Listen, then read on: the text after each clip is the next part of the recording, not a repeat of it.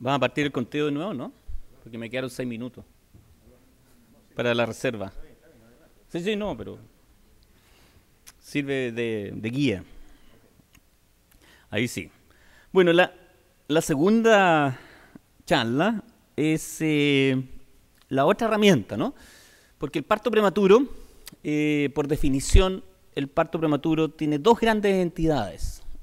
Uno es el parto prematuro espontáneo, donde un tercio de esos partos prematuros espontáneos son secundarios a la rotura prematura de membrana y los otros 2/3 son secundarios a que las contracciones partieron en forma espontánea.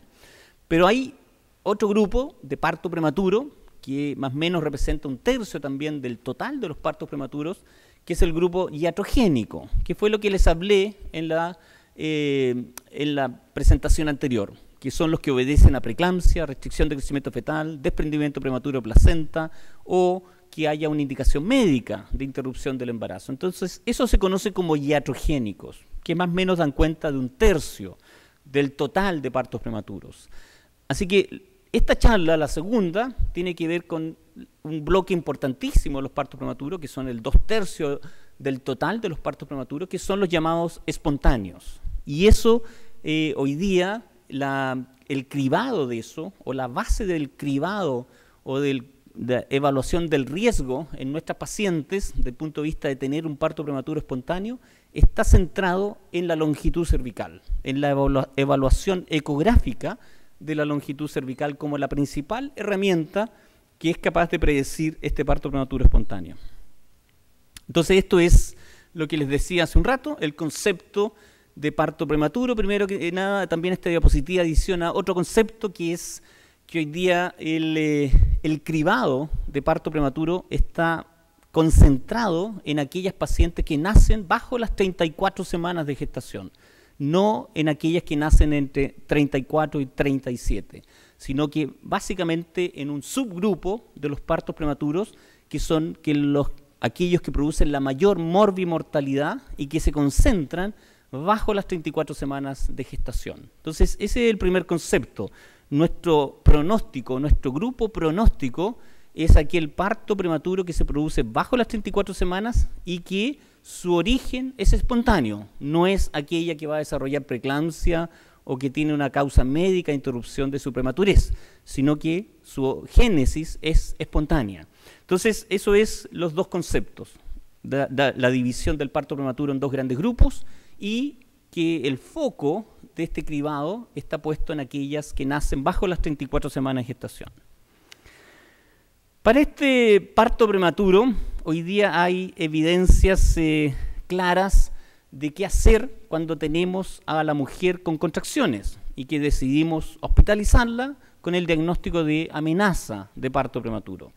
Y eso hoy día no existe ninguna nueva estrategia, salvo una que les voy a mostrar a continuación, pero estas son las estrategias que hoy día la evidencia avala. Primero que nada, el diagnóstico de amenaza de parto prematuro que yo estoy haciendo y que yo creo que es realmente, o estoy pensando que esa mujer está en alto riesgo de tener un parto prematuro, por eso decido hospitalizarla, decido darle tocolíticos y corticoides.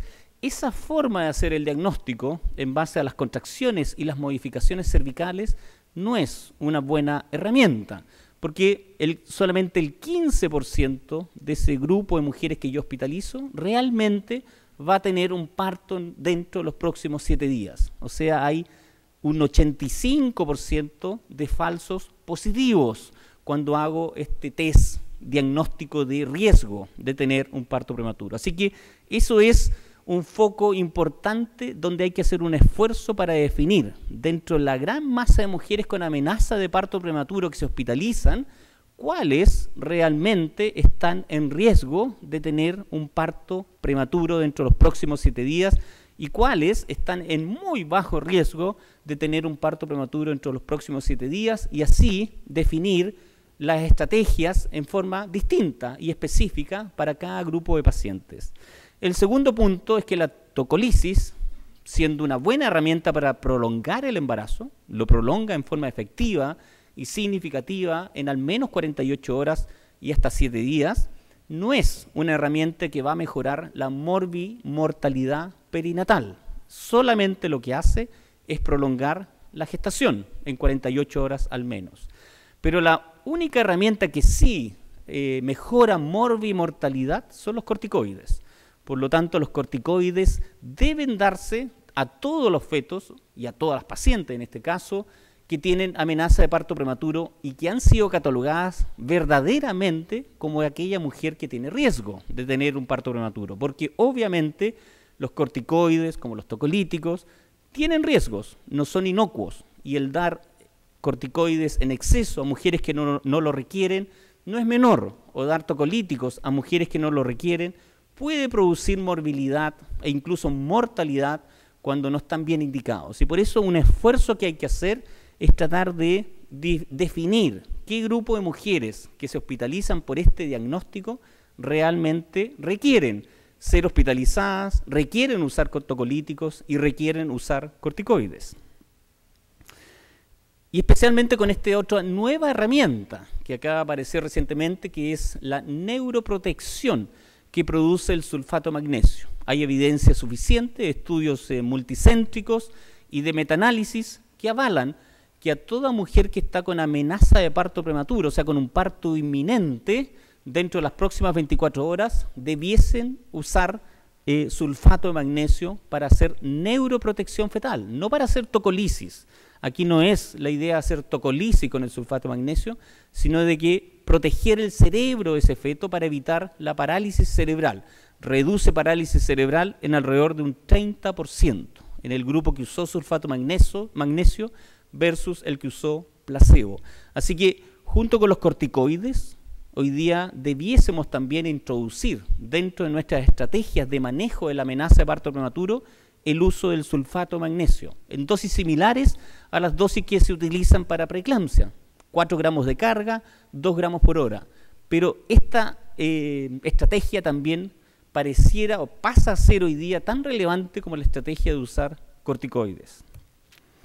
Ahora, para responder esta pregunta que yo les dejé esbozada en la presentación anterior, en cuanto a cómo yo puedo definir cuál paciente de las que estoy hospitalizando por amenaza de parto prematuro realmente está en riesgo de tener un parto entre los próximos 7 días, el cuello del útero medido por vía transvaginal en mujeres que estoy hospitalizando por amenaza de parto prematuro, no en aquellas que están de la población general, que ya están con contracciones. Le mido el cuello y puedo definir 2 grandes poblaciones, aquella que tiene alto riesgo, que es aquella mujer que tiene un cuello bajo los 15 milímetros, y aquella que tiene muy bajo riesgo, que es aquella mujer que tiene el cuello sobre los 15 milímetros y especialmente sobre los 30 milímetros. Entonces, esta simple medición de una técnica que es fácil de estandarizar, no es difícil de obtener en cualquier hospital de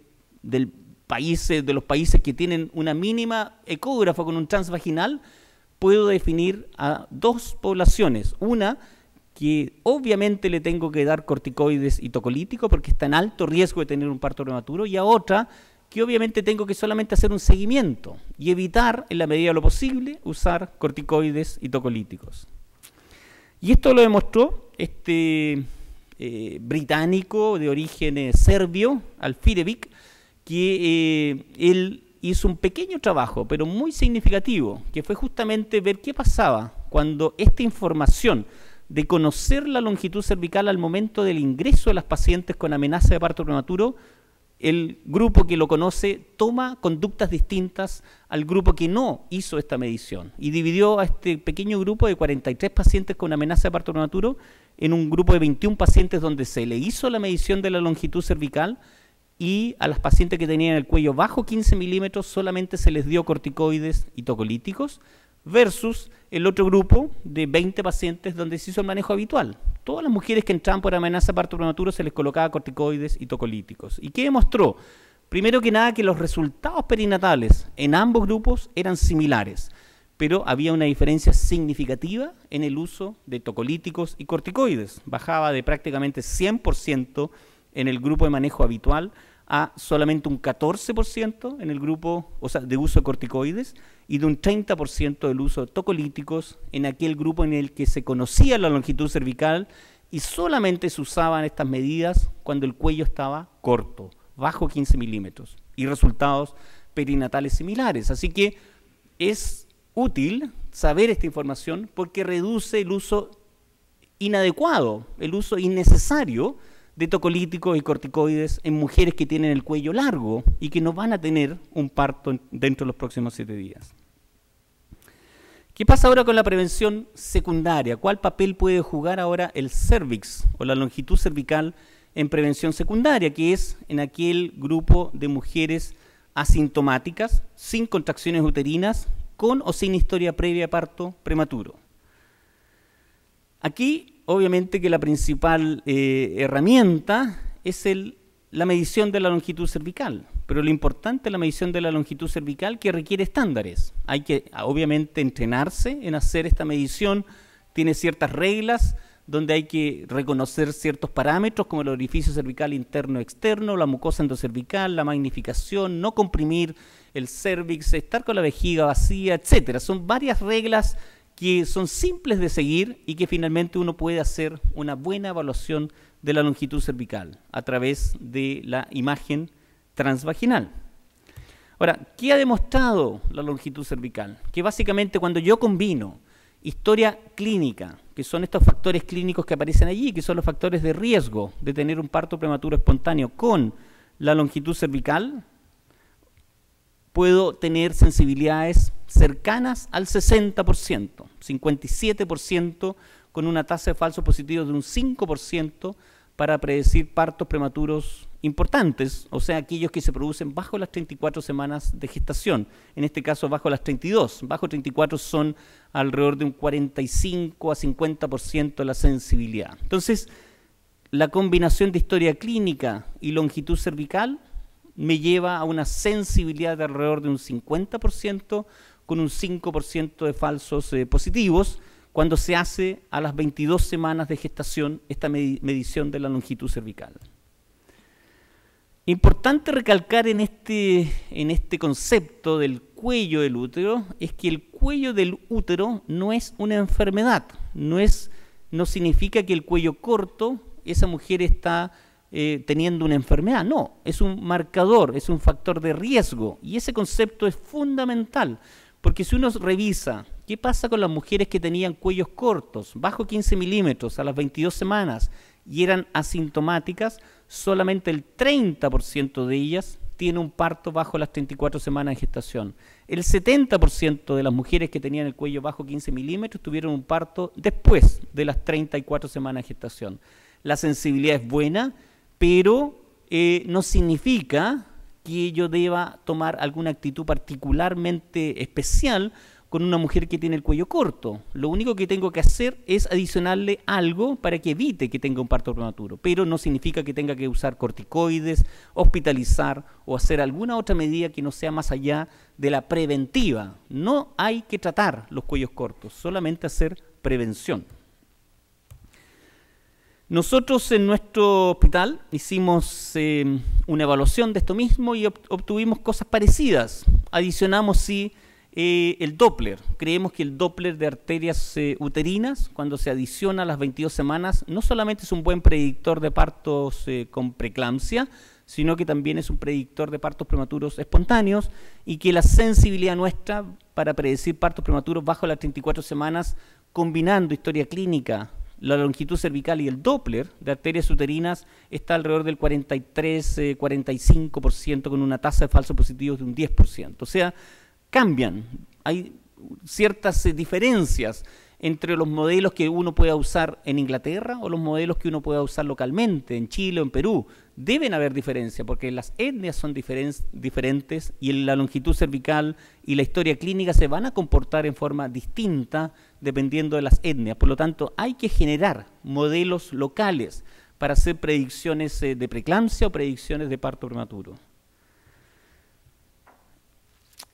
La otra pregunta que nos hemos hecho nosotros y que también se están haciendo los grupos británicos o internacionalmente es ¿cuál es el papel que pudiese jugar la longitud cervical y el Doppler de arterias uterinas en cuanto a predicción de partos prematuros espontáneos a las 12 semanas de gestación? Adelantarse a lo que hoy día se hace, que es a las 22 semanas. ¿Y qué hemos encontrado nosotros en nuestro país?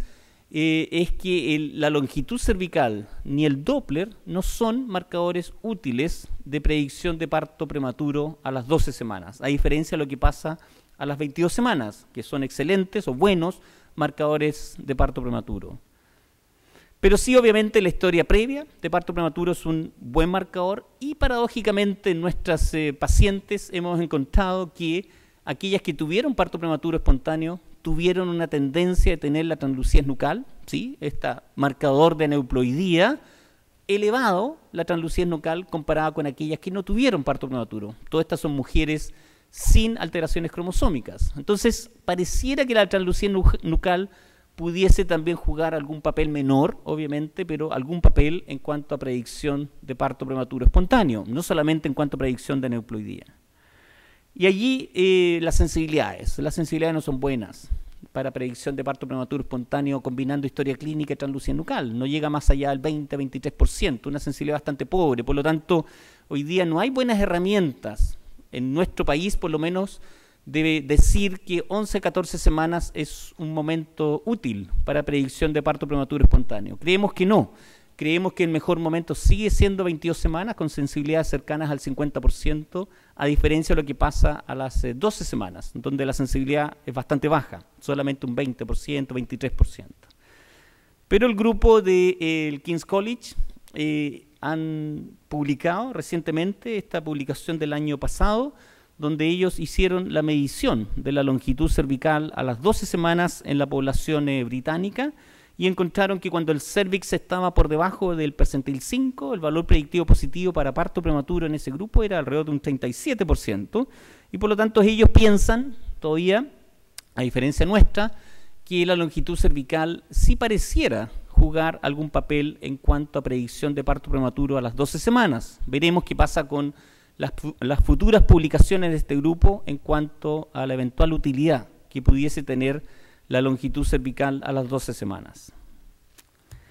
Ahora, en cuanto a prevención, lo más importante en prevención que uno tiene que dividir a su población general en dos grandes grupos. Aquel grupo que tiene la historia previa de parto prematuro, que es un porcentaje de la población, 10% de la población tiene un antecedente de historia previa de parto prematuro, y el otro grupo que no tiene esta historia previa de parto prematuro. ¿Qué pasa con el primer grupo? Aquella paciente que llega a hacerse sus ecografías o sus controles prenatales y comenta que tuvo un parto prematuro antes a las 34 semanas o menos.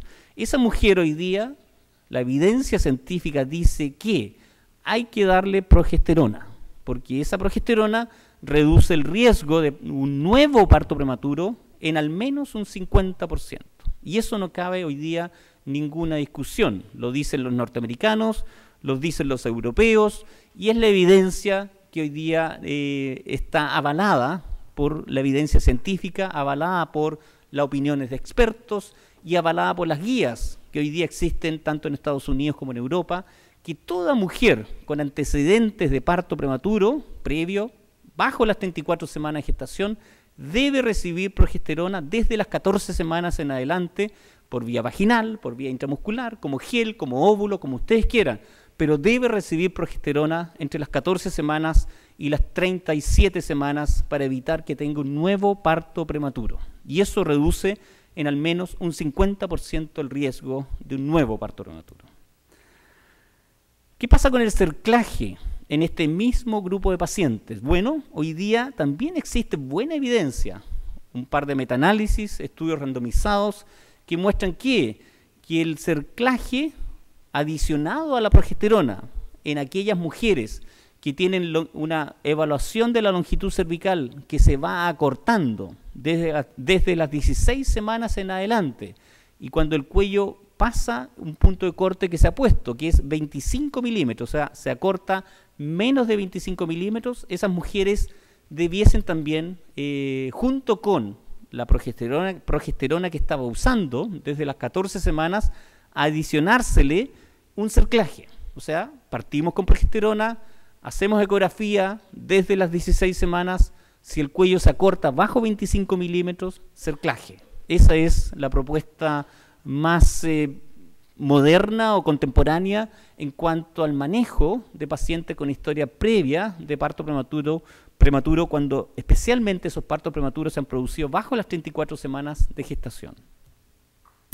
Ahora, ¿qué pasa con las mujeres de la población general, sin historia previa de parto prematuro, sino que son de la población general? ¿Qué pasa con ellas? Bueno, la primera apuesta que se hizo para el manejo de mujeres que tenían el cuello corto, o sea, bajo los 15 milímetros de longitud, a las 22 semanas, fue probar qué pasaba con el cerclaje en ese grupo poblacional.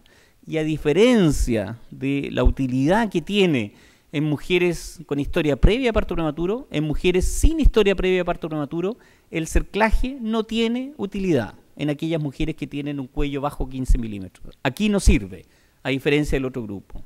Y lo que sí sirve es la progesterona. Al igual que en el grupo con historia previa de parto prematuro, en aquella mujer que tiene el cuello bajo 15 milímetros, la progesterona reduce a prácticamente un 50% también el riesgo de un nuevo parto prematuro. Así que aquí, mujeres con cuello bajo 15 milímetros, población general, progesterona es la herramienta para reducir parto prematuro.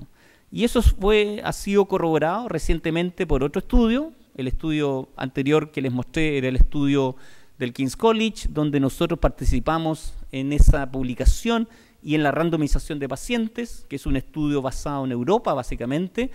Ahora, recientemente, un grupo norteamericano, donde el principal autor de esa publicación fue Roberto Romero, acaban de publicar que ellos hicieron un análisis o un diseño un poquito distinto, randomizaron pacientes que tenían la longitud cervical entre 10 y 20 milímetros, excluyeron a las mujeres bajo 10 milímetros por el hecho que ese grupo de mujeres no les va tan bien con la progesterona, hay mucho más infección y por ende es un grupo que puede ser manejado en forma distinta. Solamente incluyeron mujeres entre 10 y 20 milímetros, les dieron progesterona en gel de 90 miligramos desde las 22 hasta las 37 semanas de gestación y observaron exactamente lo mismo que vio el grupo europeo, una reducción del parto prematuro espontáneo de casi un 50%, pero lo más relevante, que no había sido demostrado hasta la fecha, ni en el estudio anterior europeo, fue que hubo una reducción de la morbilidad neonatal, que es fundamental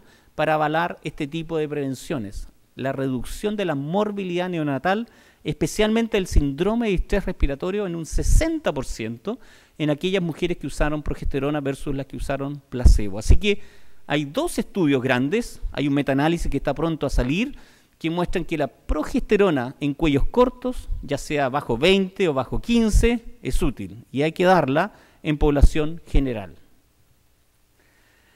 ¿Qué pasa ahora con los gemelos?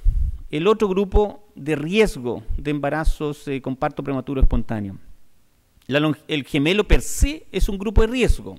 Tiene 25% de posibilidad de tener un parto bajo las 34 semanas por el solo hecho de ser gemelar.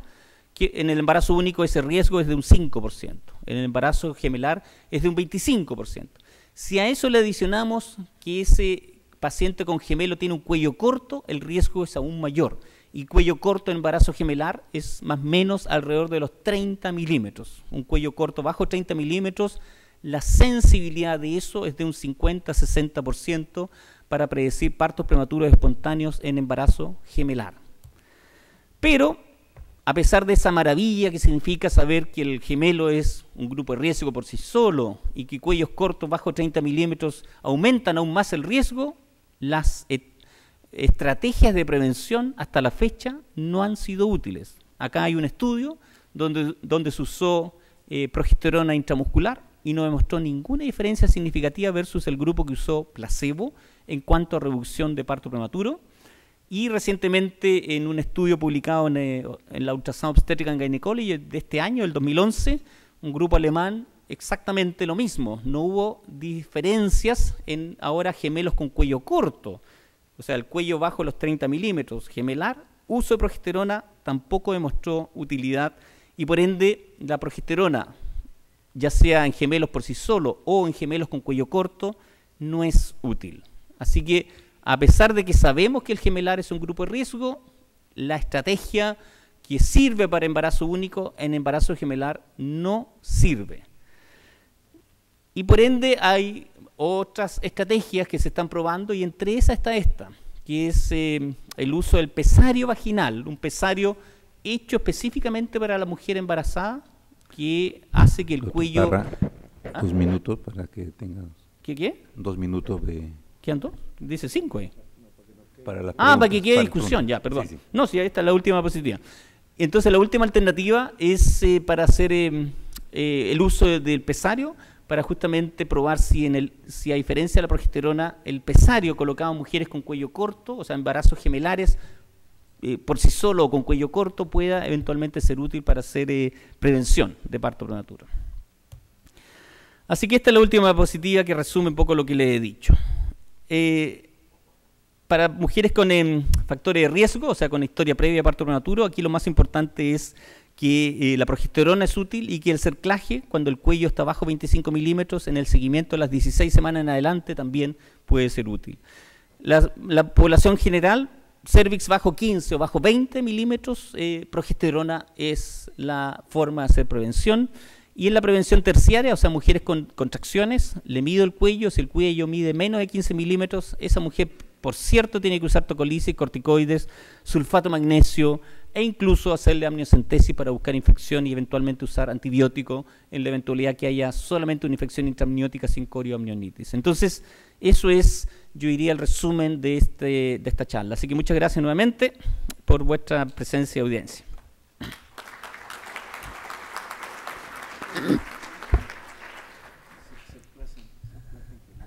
Agradecemos la excelente exposición del profesor Mauro Parra. Ahora invitaría a los asistentes alguna pregunta. Mientras el profesor Alberto Sosa va preparando su exposición. Pero son 3 más los 6 anteriores, ¿eh? Perfecto, son 9. perfecto, correcto. Bien. Doctor Díez, sí. ¿Un estudio que combine el uso de antioxidantes con aspirina para prevenir preeclampsia?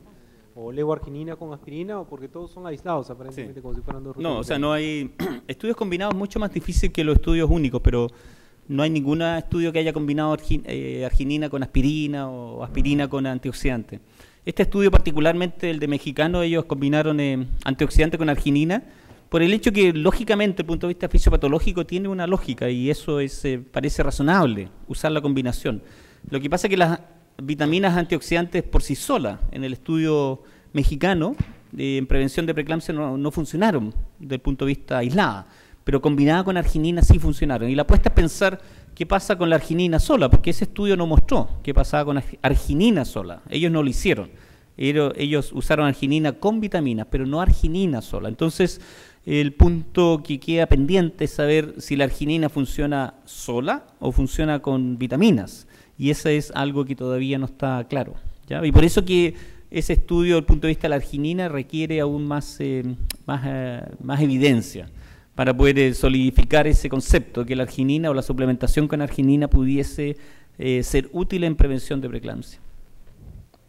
Doctor Mauro, también se sabe que en poblaciones que tienen bajo consumo de calcio, el calcio sería importante en la prevención de preeclampsia, sobre todo los que tienen alto riesgo. ¿Qué opina sobre dar calcio en este tipo de poblaciones? Claro, ¿no? Esa es la evidencia que justamente la que usted dice, ¿no? De todos los estudios que se hicieron con calcio hace ya 15 años atrás, por lo menos, 20, la conclusión de los metaanálisis es que justamente la que usted dice, ¿no? Que es útil, pero solamente en pacientes que tienen déficit de calcio en su dieta o en su ingesta, que obviamente que eso es difícil de saber, ¿no? Uno tendría que estar midiendo los niveles de calcio, saber que cierta población o cierto grupo poblacional en cierta área del país el calcio está deficitario, ¿no? Así que esa parte es como compleja de utilizarlo porque te queda como esa duda, cuál es realmente la paciente que se va a beneficiar. Por lo menos en Chile el déficit de calcio debe ser muy, muy aislado y por lo tanto uno no pensaría que en esa población en particular el calcio pudiese jugar un papel en cuanto a prevención de preeclampsia. Ahora hay muchas otras estrategias que se pueden probar, entre esas andan dando vuelta por ahí algunos estudios usando selenio, que es otro antioxidante. O sea, hay muchas estrategias que se van a seguir probando, pero de las que se han probado y lo que hay hasta la fecha, por el impacto desde el punto de vista de la reducción de riesgo, que 50% es bastante interesante, aspirina y este último estudio con arginina parecieran ser como buenos candidatos a quedarse, digamos, en el inventario de lo que hay que hacer. De hecho, los ingleses, en el NICE, que es, no sé si hay alguien del auditorio que lo revise, pero son las guías clínicas basadas en la mejor evidencia que usan los ingleses para la recomendación de sus obstetras y ginecólogos. En el NICE ya recomiendan usar arginina. O sea, ellos no hacen ninguna cuestión del metaanálisis y lo incorporaron a la recomendación de usar aspirina en mujeres de alto riesgo.